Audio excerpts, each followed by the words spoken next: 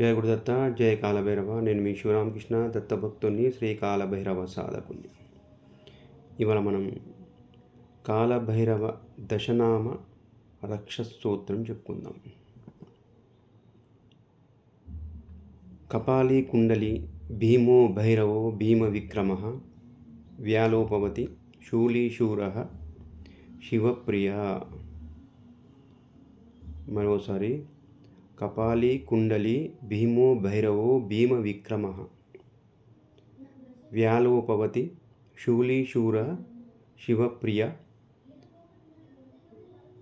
ఏతాని దశనామాని ప్రాతరుద్ధాయ యప్పటేత్ భైరవీ యతనానా స్యాద్ భయంక్యాపి న జాయతే.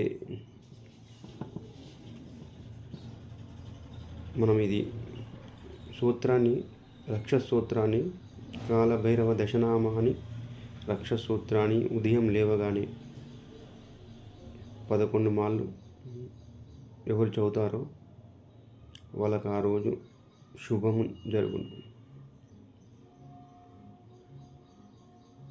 ఇంకోటి చెప్పుకుందాం మనం.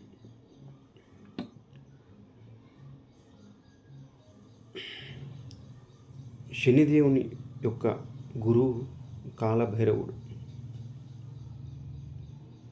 శనిదేవుడు ఎవరు? సూర్య భగవాని కుమారుడు శనిదేవుడు. అతను అవటివాడు.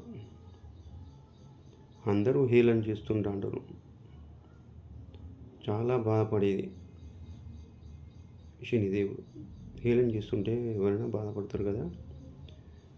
బాధపడుతూ ఉంటే తల్లి ఛాయాదేవి కుమారుని చెప్పింది, కుమారుడా, నువ్వు కాలభైరవ సాధన చెయ్యి, కాలభైరవ తపస్సు చెయ్యి, కాలభైరవుని వేడుకో అనుడితేనే సరే తల్లి అని చెప్పి శనిదేవుడు కాలభైరవుని సాధన చేసి నవగ్రహాలకు ప్రధాన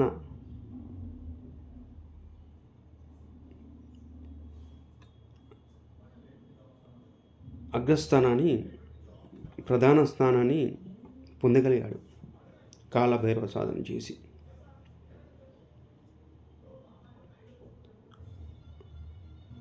కాలభైరవుని దయ వల్ల, అతని ఉపాసన వల్ల, సాధన వల్ల, పూజ వల్ల అగ్రస్థానాన్ని పొందగలిగాడు. అందుకే మనకు 7 ఏళ్ళ శని పట్టిందిరా మీకు అని అందరూ మనల్ని అంటుంటారు. 7 ఏళ్ళ శని ఉన్నదిరా మీకు, 7 ఏళ్ళ శని, 10 ఏళ్ళ శని అని అంటుంటారు. శని గ్రహాలు తొలగడానికి మొదటిగా కాలభైరవ సాధన చేయాలి. మీరు గుర్తుంచుకోండి. కాలభైరవ సాధన ప్రత్యేకంగా చేయగలిగినది మనకు శని ఉంటే. జయ గురుదత్త, జయ కాలభైరవ. సర్వే జనా సుఖినో భవంతు, సమస్త సన్మంగళాని సంతు.